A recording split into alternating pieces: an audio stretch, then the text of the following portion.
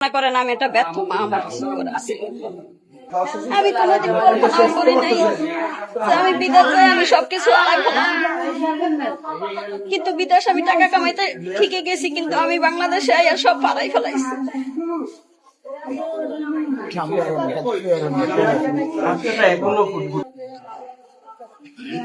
করতে গেলে মনে করেন আমার অনেক কষ্ট লাগে।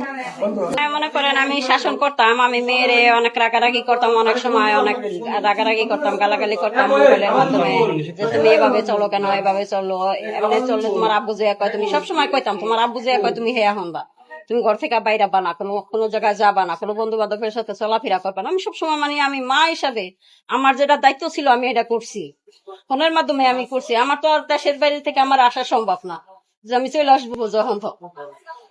আমার মনে করেন আমার তো যেহেতু একটা মেয়ে, আমার অনেক আশা ছিল যে আমার মেয়েটার আমি লেখাপড়া করাইয়া সুশিক্ষিত বানাইয়া আমি ভালো একটা ছেলের কাছে আমার মেয়ে আমি তুলা দিব। তা আমি সবসময় আমার মেয়েরে বলতাম ঠিক মতন মা পড়াশোনা করো। আমার অনেক আশা যে আমার মেয়েরে মেট্রিক পাস এই পাস করাবো, যেহেতু আমি কষ্ট করি বাহিরে, বাংলাদেশে ইচ্ছা করলে কাজ করে আমি খাইতে পারতাম, তো আমি বাংলাদেশে কাজ করি না, আমি বিদেশে আসছি কাজ করতে।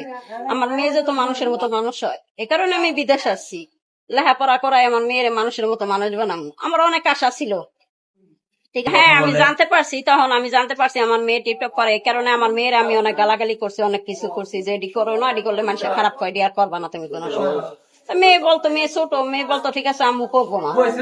এই কারণে ওর আব্বুরও ফোন দিয়ে বলতাম যে তুমি তোমার মেয়েরে দেখে রাখো না। ওরা আব্বুর, এমনকি ওর আব্বুর সাথে অনেক সময় রাগারাগি করতাম, তোমার কাছে আমার মেয়ে থুয়েছি, তুমি আমার মেয়েরে দেখে রাখতে পারো না কেন। আব্বুর সাথে ওই ব্যাপার নিয়ে অনেক রাগারাগি করতাম মাঝে মধ্যে।